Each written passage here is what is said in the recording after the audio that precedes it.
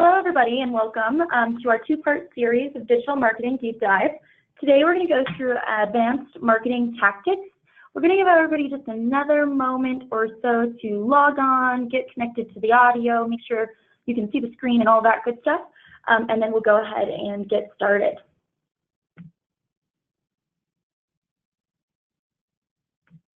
We'll give another minute or so.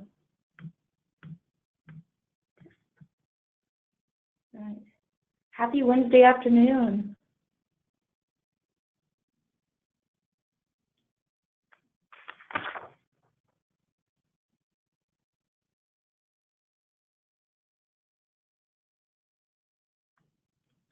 All right, we'll give it another minute or so, and then we'll go ahead and get started with our two-part series. If you haven't seen the first part of this two-part series, in the registration email you received for this Digital Marketing Deep Dive, there was a link to the first part of this series. So make sure to go back and watch it if you haven't. They link together very well. So some of the concepts and things we're talking about today, we were building on from our first part. So we'll go ahead and get started with a quick review of the first part of the series. But first, my name is Kenzie Daynard. I am the Director of Sales Development at AdTaxi. I've been with AdTaxi for about 5 years now, which has been awesome. Learned a lot along the way. Prior to that, I worked with a couple law firms, restaurant groups, things like that, sitting on the other side of the table, actually, running the marketing and buying the media in-house, which was great. And so now I've been very happy here building different digital campaigns. And fortunate enough to go to Google. This is a picture from Google Austin, where we had a conference and a kind of a learning experience all about YouTube marketing. So very fortunate to go there. At Taxi, we're a digital marketing agency that helps businesses with their, achieve their different goals across marketing. So we are in about 166 different markets across several different countries, actually. So we work with a lot of different businesses, and which is great because we can share learnings across them. We're platform agnostic, and what that really means is that if your search campaign is working better than your social campaign, we don't care which is working better. We want to make sure that we're putting the money whichever is working the best. And then we focus on the audience that matters, and really where I nerd out, and I think a lot of us here do, is all about data. So we're going to dig a little bit deeper today into how you can track a campaign using data. We are fortunate enough to be partners with Google, Bing, and most recently Facebook. So we work very closely with all of those different companies to execute on campaigns, to improve the industry as a whole, and so forth. And in the second badge that you'll see here on the screen was actually we got the Innovator of the Year award from Google in 2016 for our Magellan platform, which helps optimize campaigns. So we'll dig into a little bit more about what that means, how Magellan is working to go deeper into the data to make sure you're getting the best ROI on all campaigns. So without further ado, we will go through kind of our agenda of today. So first I'll take you through two slides on a review of part one, just so we have that foundation to speak from.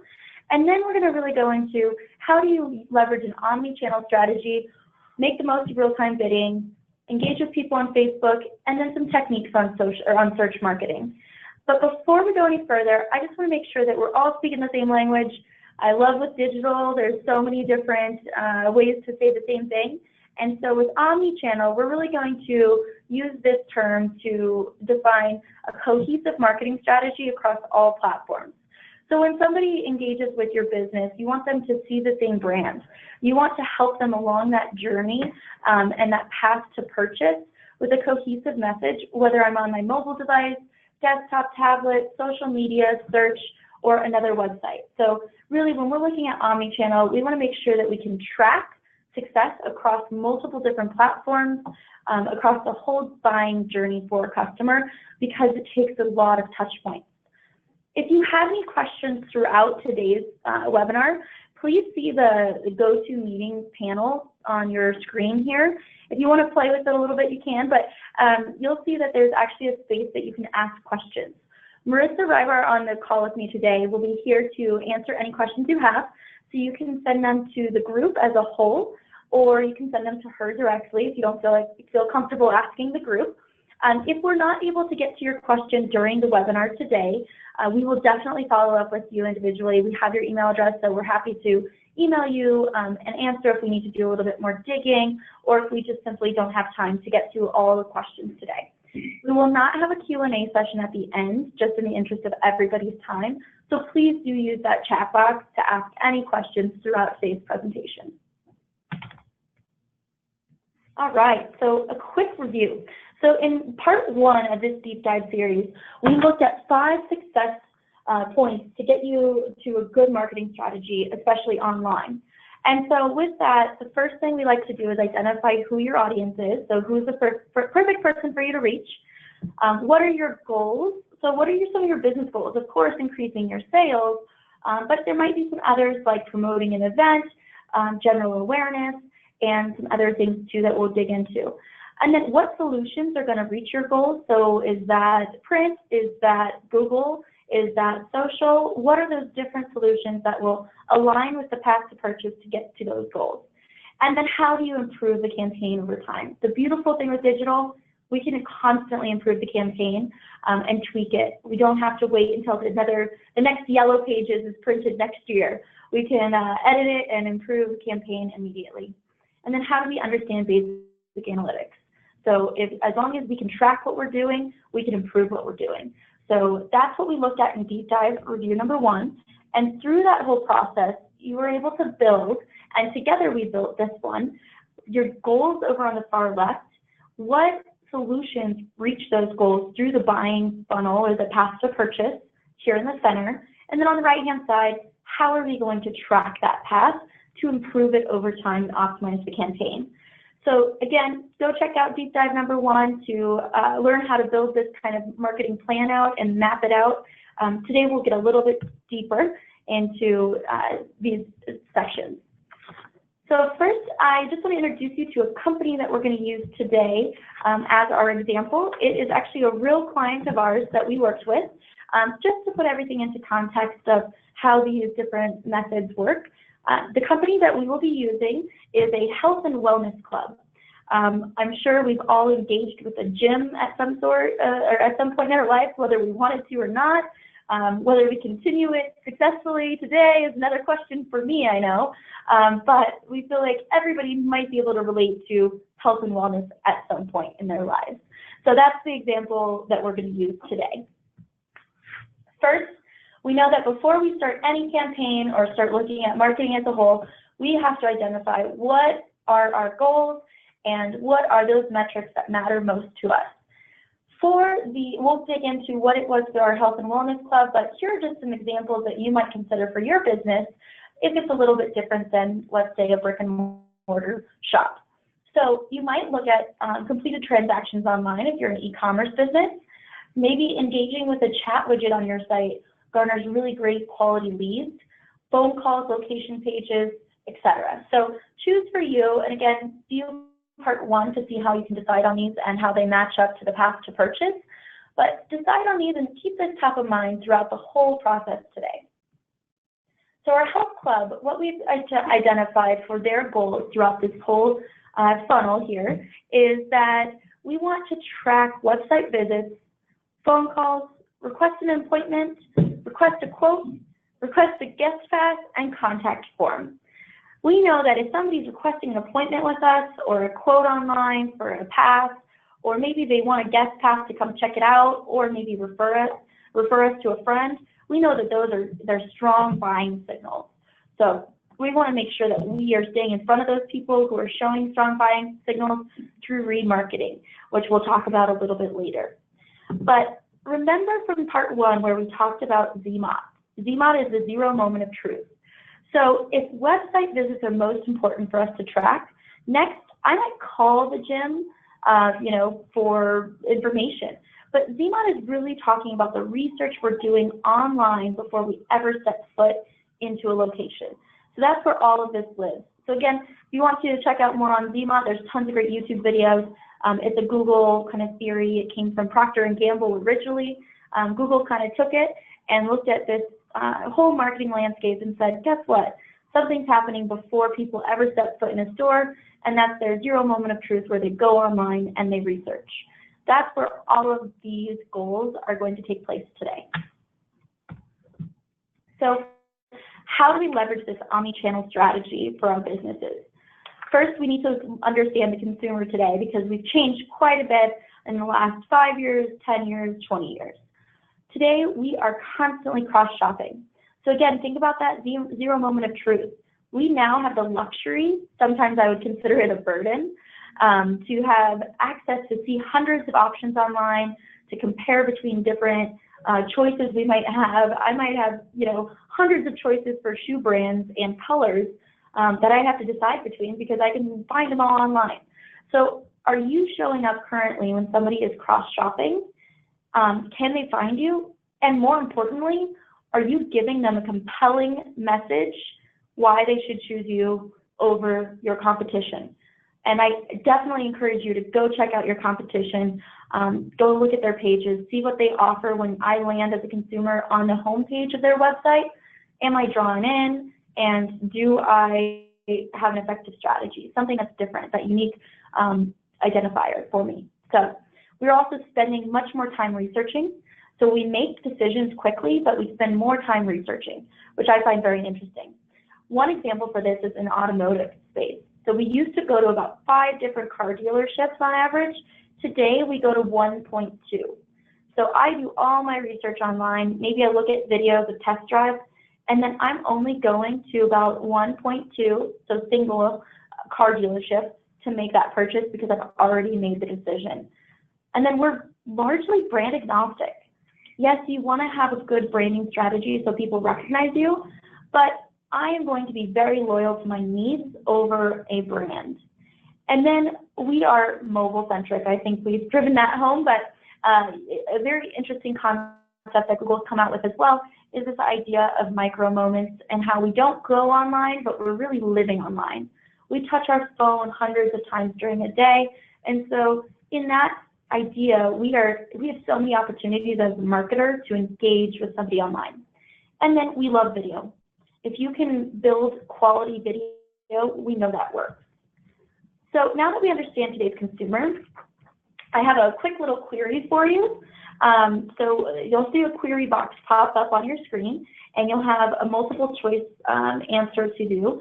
So what is the number of average connected devices each person has?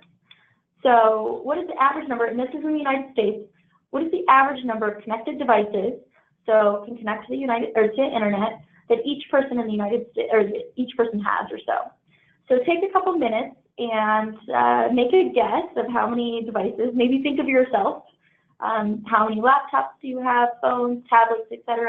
But then also take into consideration the rest of the population, somebody who might work as a factory worker or in a different industry or section of the world who don't use maybe a laptop for their job. So take a minute or two to answer that question.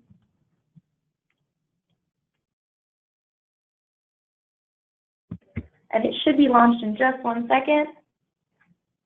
All right, so take a minute here to ask or to figure out which number you think.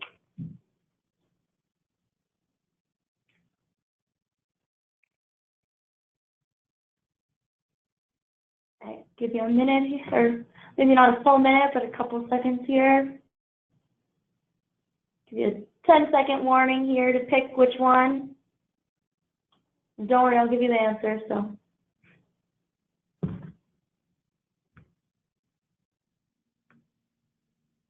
all right, let's close the poll and continue. 3.64. So on average, the adult in America has 3.64 connected devices. A study actually done by Pew Research showed that 36% of Americans own not only a desktop, cell phone, but also a tablet.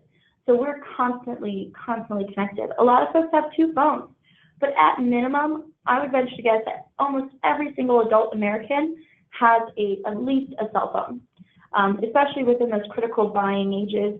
Millennials are going to be our buying power in the next couple years here. So in those critical ages, we definitely see more and more devices. So make sure that you take that into consideration. So when we're looking at our budgets, though, how do we align them to make sure that we're getting the most bang for our buck? So the way that we look at an omni-channel strategy doesn't start with the product first. Instead, we want to start with what your goal is and who your audience is.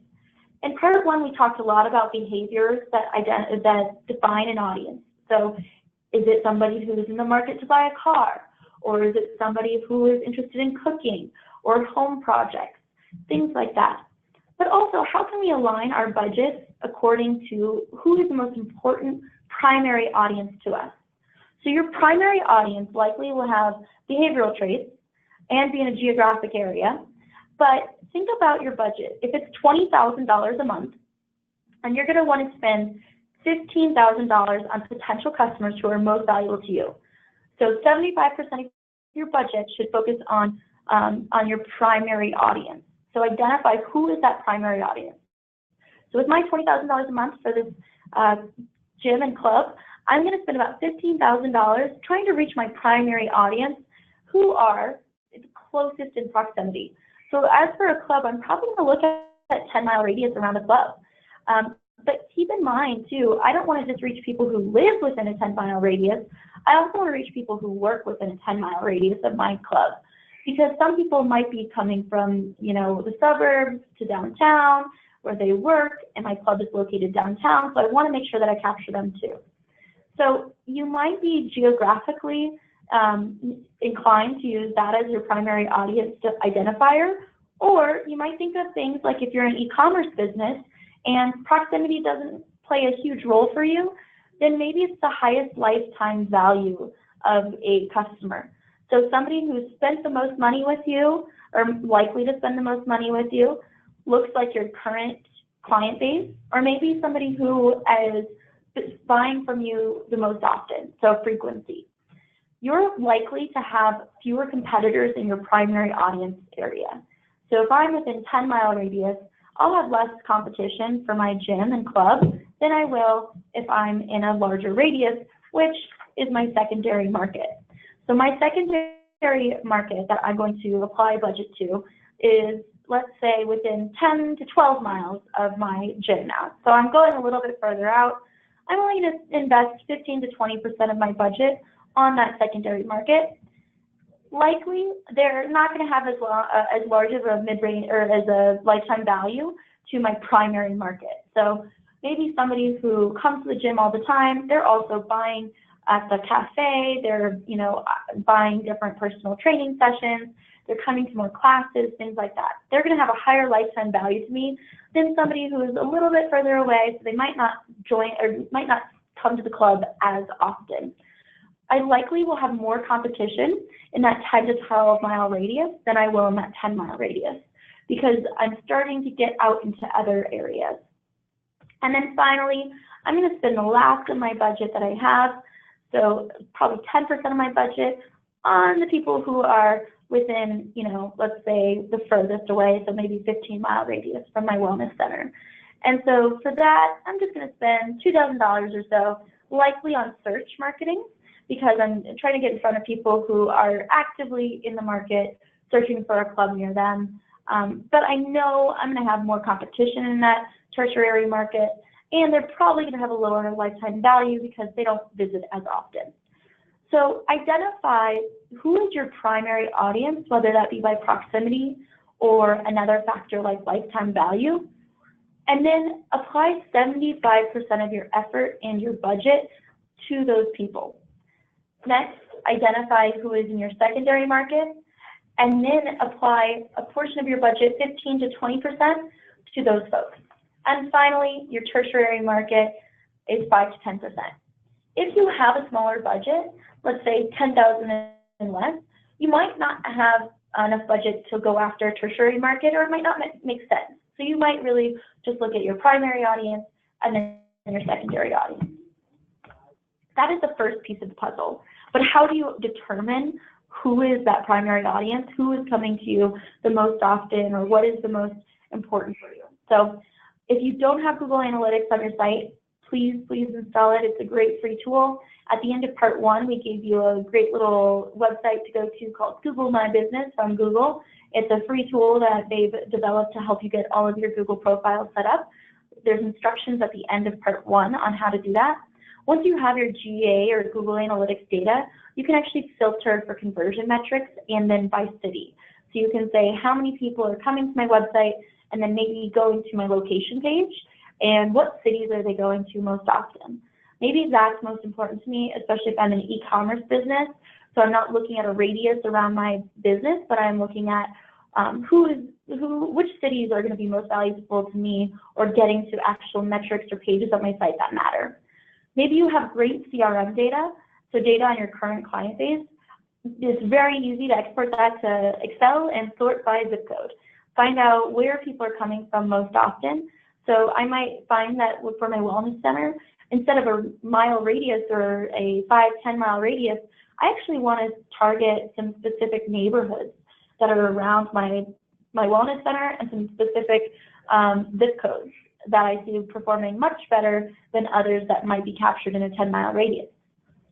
And then finally, you want to align your budget based on your historical data and then future potential opportunities. So the historical data makes it a little bit easier to identify what is working the best, and then your future opportunity, take a look at the industry that you're in. What do you think is going to work the best? And again, with digital, we can always optimize and change it along the way to what we see working the best. And then a best practice just everybody should be using is use AdWords as business intelligence. So the amazing thing with AdWords, Google AdWords, is you can actually go in there and look and see how many people in specific areas are searching for keywords related to your business. So how many people are searching for health and wellness center or gyms near me in a radius around my business or in specific zip codes? Take a look at that and see and use it as business intelligence to identify what is your primary market, who should you go after most. And then overall, focus, your best customers represent the highest potential for you, so just focus on them. Now we know how to identify your audience, but really, how do we track that? And how do we make it better over time? Because we can only make it better if we track it. So awarding credit and budget in an omni-based environment can be very challenging. And so there used to be this idea, and there still is, of last interaction and first interaction. So attribution, where the last interaction gets all the credit or the first interaction gets all the credit. So think about the Yellow Pages, right? They got all the credit for phone calls, but that doesn't mean that your television campaign or your print campaign didn't drive them to look for you in the Yellow Pages. Well, similarly, that's like me saying, I have a Friday night out, I start with a beer, maybe I have a wine and a cocktail, woo, 2 shots. Now I end my night with a light beer. And I do all this between 3 hours. Am I going to be hungover the next day? Yeah. But that's me, last interaction attribution is like me saying, oh man, I shouldn't have had that last light beer. I definitely wouldn't have been hungover if I didn't have that last light beer. Well, that's not accurate, right? That's totally negating everything else I did. And similarly, first interaction is like me saying, oh, if I didn't have that first light beer, definitely wouldn't have been hungover. Well, that's not accurate either. So think about this as an easy analogy. Maybe if you have a board to go talk to, you can use this as an analogy too, but every different touch point along the way, or every drink, is contributing to my hangover or contributing to the success of my campaign. So I can't say that only search is working. If I do that, then I'm just attributing everything to that last click attribution. So the nice thing is I might over time try and decide, maybe vodka waters work better for me, and I figure that out and I know my timing, and so that's me optimizing this experience. Well, similarly, you can do that over time by optimizing your digital campaign, testing different pieces. But if I take out that last interaction or that first one, is it going to make or break me? Maybe, maybe not. But it's playing with everything in the middle that is going to get you to where you need to be. There's also an idea of time decay. If I had the same amount of beverages over the whole weekend, I doubt I'm going to be hungover. So think about time decay as well when you're putting together your campaign. So this plays into how you award credit and budget to different marketing channels. So if I had my first interaction on Friday at 5, I'm probably not going to be hungover from that, and I can't attribute my hangover on Monday to it. So similarly, think about time decay. If somebody interacted with your business a year ago, did that interaction truly play a part in your sale? So now we know how to look at time decay, how to look at our first interaction, our last interaction, kind of who we want to target with our primary audience, but when do we want to target them and how do we want to send messaging to them? So if we take it one step further, maximizing our budgets, who are we prospecting to fill your funnel? So who are we constantly adding to your funnel to fill with them? And we're probably going to give a different message to people you're prospecting. With that message, you're introducing somebody to your business and you're introducing them to a product you might have. But if I come on your site and I look at a specific product you have and I leave, don't serve me an ad that says, hey, I've got this product. I saw it on your site. I know you have that product. Instead, why not use one of my buying signals? If I signaled on your website that I had a buying signal, then maybe remarket to me. So those ads that follow you around and remind you to come back, but tell me why. Why come back and buy from you? As opposed to telling me that you exist or that you have this specific product. I already know that if I went onto that product page.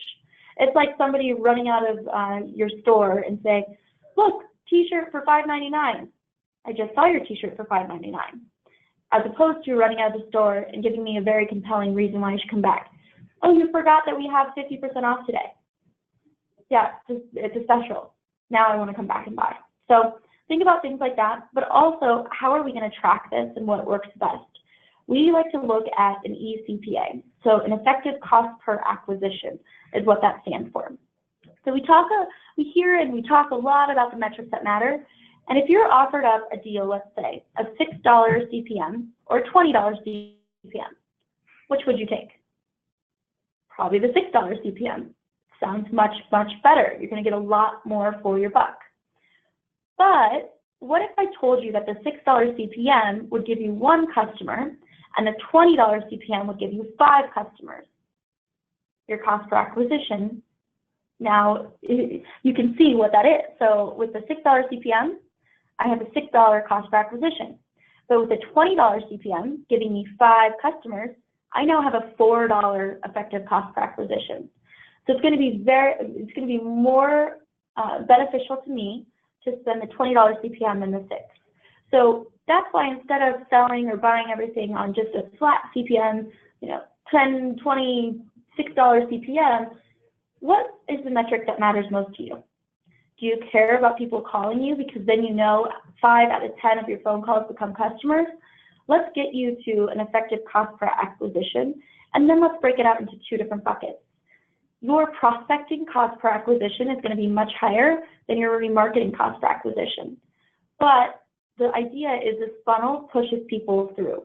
So if I'm on your website and I'm an engaged visitor, you then can remarket to me, and then I will become a remarketing bucket, and then you know that your cost per acquisition for somebody who has been on your site, checked you out, and then you can serve them ads much cheaper and get them to come be your customer of yours.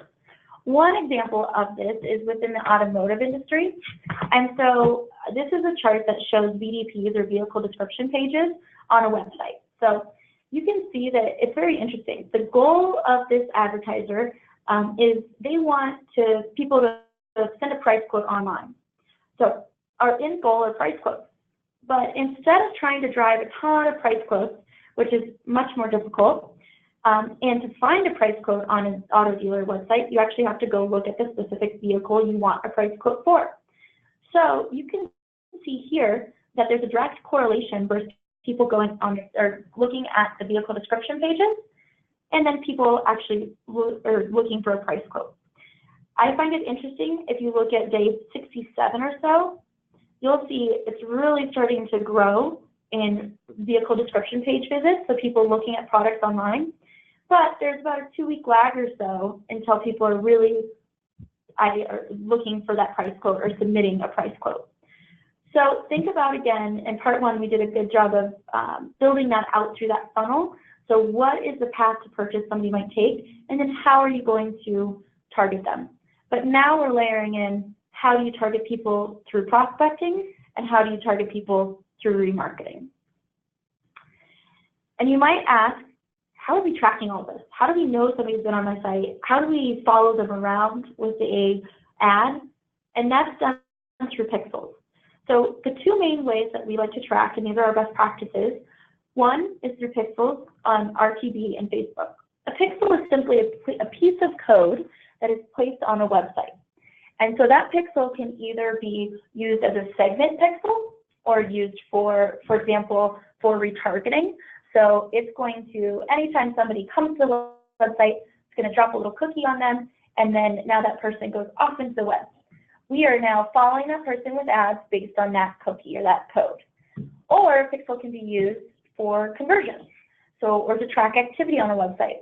I might use that pixel and say, hey, tell me every time somebody's seen my ad, and then when they get to my site, tell me what pages they're visiting. Are they engaging with multiple pages on my site? Are they looking at products on my site? What is most important to me? So that's how pixels are used. For example, view through or post impression pixels. What this is that pixel sits on your site, a little piece of code, but it also is attached to the ad. Somebody sees your ad, doesn't click, but then later lands on your website. That is what's called a view through. And you can only track that through pixels. You cannot track that through Google Analytics, because Google Analytics is the last interaction. So from our example before, Google Analytics is tracking your last interaction. So we use this mainly for search, so SEM. It's great to learn, or to use it also to learn about your website traffic, who your audience is, find out who's most valuable customer for you, or is visiting the most content on your pages, what content's most valuable to you, things like that. You can use pixels to track some search campaigns. There are limitations with it. And then you can use Google Analytics to track some RTB and Facebook, but this is a best practice if you want to get the most metrics that are meaningful to you. So what does this path to conversion look like on somebody's website? So really, we want to take that funnel, and then once somebody gets to our site, they have probably a different buying behavior. So using a wellness club example, let's say I just moved to a new office downtown and I'm looking for a gym nearby. So I search on Google, and I find a couple options. I'm starting my research. I'm in that ZMOT phase, right? So I'm trying to figure out where I want to go. I land on the Wellness Club's website. This is going to be a site visit. Now, next, let's say I'm checking out 3 or 4 different pages on the site to learn more. I want to see what classes are offered, what time the classes are offered, things like that. That's going to be an engaged visitor. I'm still not ready to buy yet. And then eventually, let's say I visit the website and I do one of the buying signals. So maybe I'm actually looking at the location page on the website, so I'm trying to find them or find their phone number. And then finally, I have a conversion event. But typically, we don't just have one. So I might, in this conversion event, I might, look for a guest pass. So I might sign up for a guest pass, but maybe I then call for more information, or I fill out a form and I say, hey, I've got some more questions. I do the guest pass, and then maybe I come back after doing all of that, and then finally sign up for the gym online. So I can have multiple conversion events. Now, each of these pages or each of these bubbles is where I might use a pixel to track. So I might be tracking everybody who gets to my website, and I want to track that also using view through. So if somebody saw my ad, didn't click on it, maybe they opened a new tab in the browser, I want to make sure that I'm tracking that. Next, I want to track who's engaging with my website. Maybe I land on the site, but I'm not ready yet. Well, an engaged visitor is showing somebody who's definitely shopping around. So let's track how many people are going to 3 or more pages on your site. And then I'm going to use my pixels to track people that are giving buying signals, whatever they might look like. So in this example, a buying signal might be somebody going to the location page. And then finally, conversion events. Conversion events typically are going to be somebody who has filled out a form and got to a thank you page.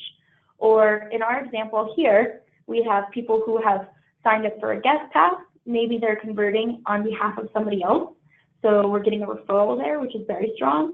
Or somebody who has filled out a form and asked more questions about specifics of the gym, things like that. So those might be conversion events. But what if my activity ceases? So all of a sudden I'm having this activity and I'm doing this every couple of days, every week. I'm definitely in the market, I'm checking different gyms out, but then all of a sudden my activity ceases. What do you think has happened? I probably either called you and signed up, or maybe I signed up with a different gym. Either way, we want to make sure that we stop following you around with ads. So there's a couple of different ways to do this. Well, one is to, if anybody has got to a thank you page, let's say they've completed a application online and they've landed on that thank you page, thanks for signing up, then we will stop following them around. So you can use a stop pixel to do that, or an exclusion pixel. But if somebody's just signed up for a guest pass, do I want to completely stop talking to them? Probably not, because I don't know if they've actually if they've gone in yet. Maybe they forgot to use it, or maybe they did the guest visit, but they haven't been sold yet. So I want to keep following them. Well, there's a couple of different things we can do with that. So recency and frequency are very important. Recency is how recent did somebody come to your site, and then frequency is how often are you showing them their ads. And we'll get into that a little bit more. But for this example, think about how would you retarget, so send a message out to everybody who's been to your website, but hasn't gone further. So maybe it's a general introduction to, your brand awareness, a couple USPs. Whereas if somebody is an engaged visitor and they're looking at more content on your website, I might give them a reason to come back and execute one of those buying signals, like free guest pass. Come back, sign up for your free guest pass. So I'm going to retarget them and send them a different message. And then if somebody has shown a buying signal, a conversion event, for each of those conversion events, I might send them a different message. So if somebody has done guest pass, maybe I send them information on our different classes or our new classes coming up to check out. Or if somebody has sent through a form, maybe then I send them the guest pass information. So think critically about how would you speak to each segment of your audience of people who come to your website, and then start tracking it. So how do we tie all this together, from budget to prospecting, remarketing? Here's a quick little spreadsheet that I like to use when I'm mapping out a campaign. So identify who is your primary market and spend 75% of your budget there. So plot that $15,000 in that primary bucket. Now think about on each of these different platforms. So if you're doing a social or display campaign or maybe a native campaign, how are you going to use creative to speak to people you're prospecting versus people you're remarketing? Again, if I came on your website, I looked at a product, I know that you have a t-shirt for $5.99, don't follow me around telling me you have a t-shirt for $5.99. I already saw that. Tell me why I should come buy that t-shirt from you. So, and then for video, for example, we like to look at our budget and use video only for remarketing at that secondary and tertiary level because it's very expensive. So you shouldn't waste your budget on video for your secondary or tertiary market typically. And then same when we're looking at social display, etc. Really, that tertiary market, we only really want to focus on search the most. So this is just a quick cheat sheet of how you might map this out. So digging into our specific products. Now that we have an idea of who our audience is, who's our primary audience, how we might break out our budget, let's look at the products we would use. So again, in part 1 of this series, we gave you a definition of what is real-time bidding. So go back and look at that. If you have any questions on what real-time bidding is and how the buying environment works. But real-time bidding, we really want to make sure that we're not just buying the most impressions we can to a targeted audience, but instead, how are we getting in front of people to make sure that we're using real-time bidding to get you to the lowest effective cost per acquisition. What's the most meaningful data to you? So first, this is kind of where I like to look at real-time bidding from this primary to tertiary markets, but also if we're looking at our health club. So if I'm looking to target my health club and do a RTB campaign, so real-time bidding campaign, maybe I'm going across negative, video, display, and I want to target people that have third-party data. So that's that behavioral data we talked about in part 1. What does somebody who might go to the gym look like? Maybe they're showing health-conscious behaviors online, looking up health-conscious recipes, or they're looking up supplements online, things like that. So they're showing behaviors that they are wanting to get in shape or they like to work out. So I might use that kind of data to target people from third-party data. On the far right, I might also run part of my campaign by category. So maybe I'm running display ads, native or video, on actual websites that are about fitness and exercise and healthy living. So those are 2 different segments I'm going to run my campaign.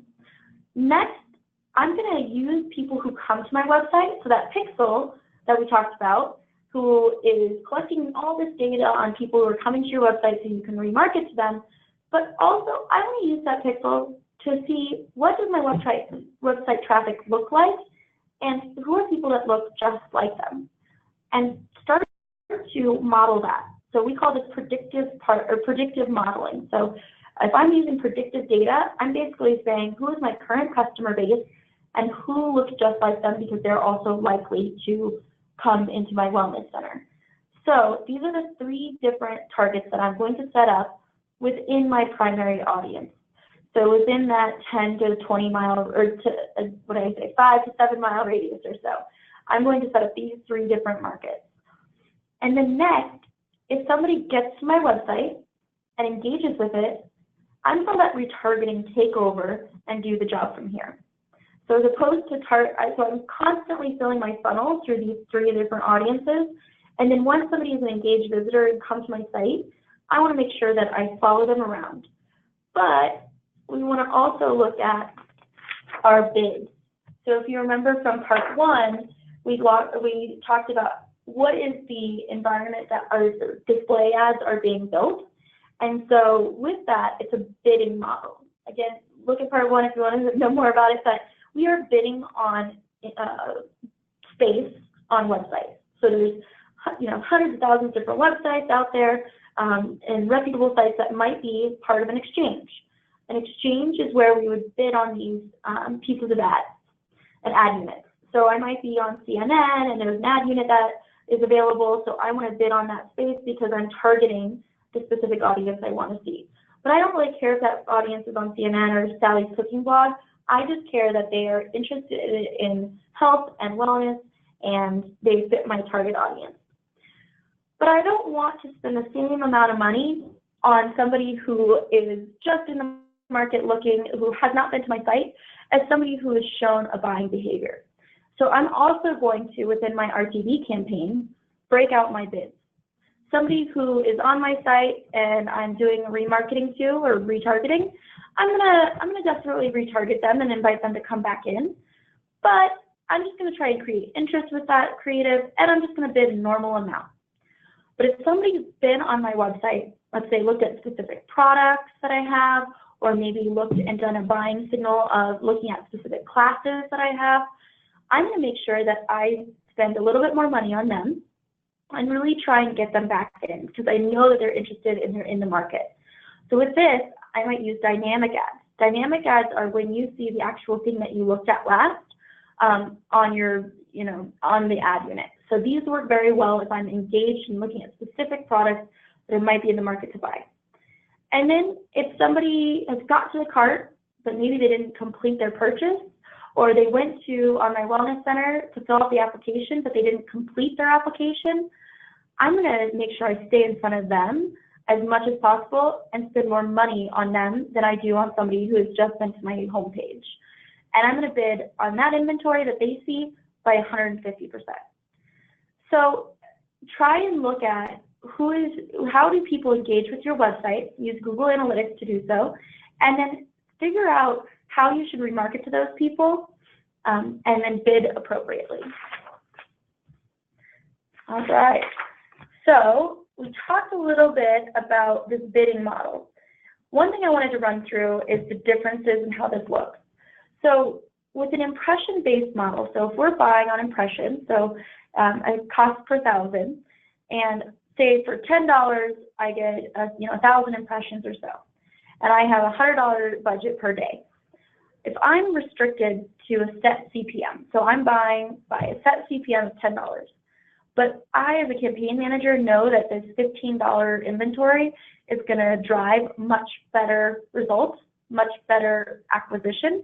So people who actually fill out that registration page on my website, why wouldn't I want to buy it? If I'm restricted to a $10 CPM, then I can't buy that higher inventory that will drive more results. But if I have a budget-based model and I'm flexible in that, then I can spend based on what the market is doing, and I'm not restricted to that CPM. This is also how things are sold on the network. So people are constantly bidding for space on different websites through the real-time bidding networks. And so things like you probably heard DoubleClick or Nexus, those different places. So we're bidding on inventory constantly across thousands of different websites based on your audience. And so if we have a daily budget I can spend, but I'm not beholden to a set CPM, then I can make sure to go after the audience that I know is going to drive the highest cost per acquisition, not necessarily the lowest CPM, because acquisitions are going to drive money for your business. And then we want to make sure that we're also looking at frequency.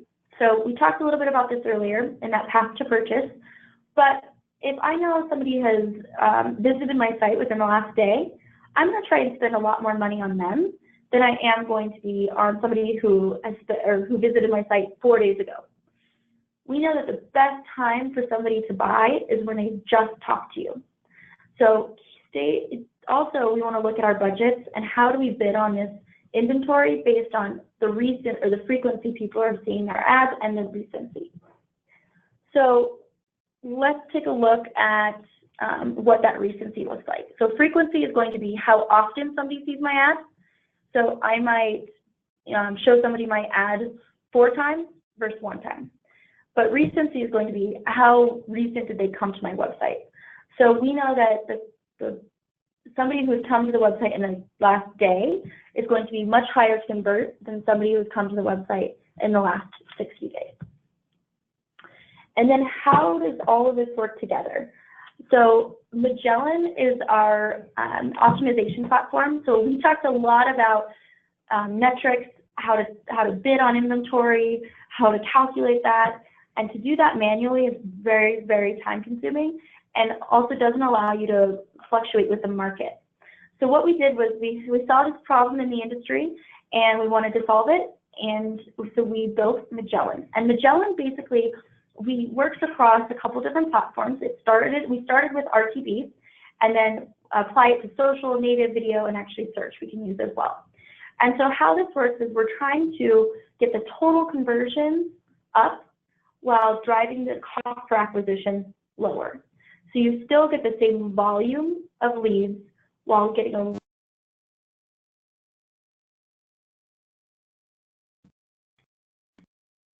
So we have one more poll that we're going to send out to everybody.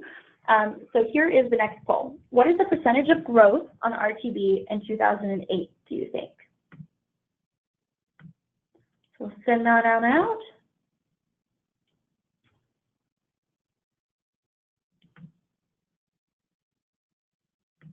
And I had a funny thing just come up. Can you all hear me okay? If you can just raise your hand on the GoToWebinar thing, that'll let me know. Awesome, thanks so much. So we're running out of time, so I'm going to give you another second or so and we'll close this poll up. All right. So let's go to the answer here. 43.4%. An eMarketer actually says that in 2017, our TV spending will reach $33 billion in the United States. So it's definitely a space that marketers are seeing great success in and investing in more and more. And so now we're going to dive into social media. So how do we engage with people on social? Social has a lot of different ways, but the way that they look at it is through the client goal and then an ad objective. Here we have two examples, collection ads or dynamic ads. So again, this follows our path to purchase in our funnel. So they have different client goals, different ads that are going to drive those things, but then how do we fit in? Today, since we don't have time to go through all of the Facebook best practices and different types of ad units, I wanted to highlight a couple best practices. One are carousel ads. We see really great success with carousel ads. You can see in this image here, carousel ads we find by about 5 different pictures in a carousel works the best to tell a story, and you should really use that to tell a story. Whereas you can do, I believe it's up to 10 different pictures in a carousel, that just ends up being too much. We really see 5 being the best. And so using carousel ads, in this instance, we saw a 636 increase in the return on ad spend. So this was a huge campaign that worked very, very well and also employed the Magellan optimization. And another best practice is to use your custom audiences. So you have this great data of people who have come to your site, or maybe you have a CRM that has all of your customers that you've worked with in the past. Upload that to Facebook, and you can start to also upload information about lifetime value. So maybe I want to track who spends the most money at my club or my best customers, so who joins or who visits my club most frequently. Maybe somebody who I want to upsell them by trying to give them a referral bonus or something of that message. And so think about who is the most, who are your current audiences you can pull from your CRM data, and then upload them into Facebook and find people that look just like them, so that look like audiences. And then there are some caveats with that, like we need at least 100 names to match. And then there are several different data points you can upload. The main thing is as long as you have a name, phone number, and or email address, the more data points, the higher your match rate will be. But really, this is a best practice to complement your current client base with people that look just like them. And here's a quick example of how that worked well. You can see that our 2 custom audience lines here, website visitors, so people who have come to the website, and then a custom list performed much better. We actually had 78% of our conversions in total came from custom audiences plus the lookalike audiences, and we had a 3 times lower cost per acquisition from our custom audiences than we did other campaigns. So how do we now not only take our RTB, but our social, but also search? And search has a ton of different options. We won't have time to get into all of them today, but paid search is what we're really going to focus on. There are the options to do remarketing ads, dynamic ads, mobile, Google shopping ads work very well for specific industries. And then we want to make sure we employ ad extensions. How does this look? So our last query of the day is how much out of what, so what in what searches are conducted on Bing? So is this 1 out of 2 searches are conducted in Bing, 1 out of 3, 1 out of 9, or 1 out of 15, do you think? So in the interest of time, I'll give you 5, 4, 3, 2, 1. Get your answer in. We're going to close the poll. All right. 1 in 3, which is a lot higher than I think I even expected. But we are actually a Bing and a Google partner. So between both Bing and Google searches, you can reach about 95% market share, which is huge. Bing is automatically on most Microsofts. It is on it's used for a lot of different websites as well as their search engine. So we actually see very good success with Bing, typically a little bit higher income and demographics, things like that. But it's something to consider. Using both Bing and Google together, how can you reach the best audience? And when you reach them, so when you get in front of them, how do you do it well? we look at 5 fundamentals. First is keyword research. And again, use Google AdWords as a business intelligence tool. So how can you do this keyword research? What are people searching? How I might search versus how somebody else might search for a gym or a wellness club is totally different. AdWords has a ton of information about how people are searching in your neck of the woods. So do that keyword research and then optimize to which keywords are working the best. Text ad composition. Don't just tell me that you are Planet Fitness. Give me a reason to go there. For example, in this we have $10 down and $10 a month. Or the next one is get a free trial pass today. So what is the text ad that you're going to give me? And make sure that it matches my search. So if I search for health clubs near me, I care about getting a health club. Do I know what Vasa Fitness is? Probably not. If you told me best health club in Denver, dash Vasa Fitness, it would be a much better user experience to me. And then landing page selection. If I'm looking for, let's say, the actual specific classes, then land me on the class page. Or if I click on this for get a free trial pass today, make sure that you don't plot me on the home page. Instead, make sure that I land on that free trial pass page to sign up. And then the ad extensions we'll dig into in a minute, and then make sure that we are looking at the results to drive the best ROI. And how do you do this ongoing? We're adding negative keywords in. So make sure you add negative keywords. For example, if education is typically a negative keyword, if I'm looking at fitness, you want to make sure that you're not capturing people who want to go to school to become fitness instructors. So education or instructor might be a negative keyword. Expand the keyword, so to misspellings, things of that nature. And then test and optimize, so A/B testing.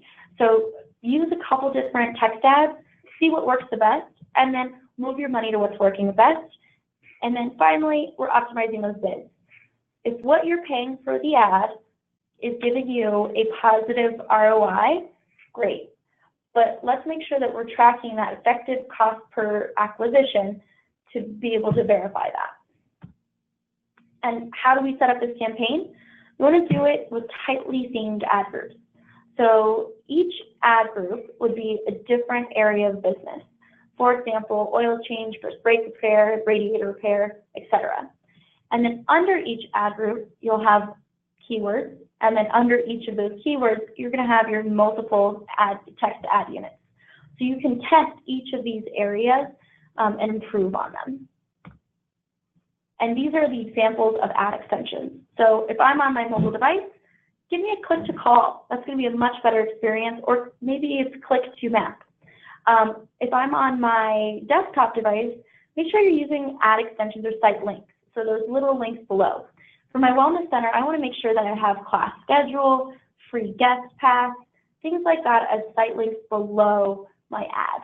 So people are driving directly to where they want to go.